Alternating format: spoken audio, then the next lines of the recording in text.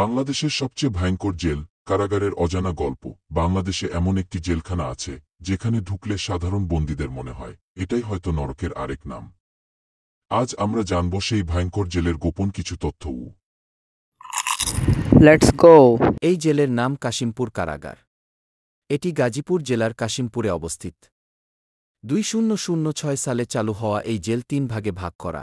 কেন্দ্রীয় কারাগার পার্ট 1, 2 ও 3। এখানে রাখা হয় সবচেয়ে ভয়ঙ্কর অপরাধীদের।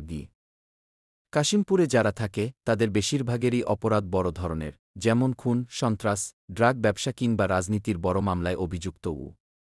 এখানে নিরাপত্তা ব্যবস্থা এতটাই কঠিন যে প্রতিটি ঘর, করিডর, এমনকি বাথরুমেও সিসিটিভি ক্যামেরা থাকে।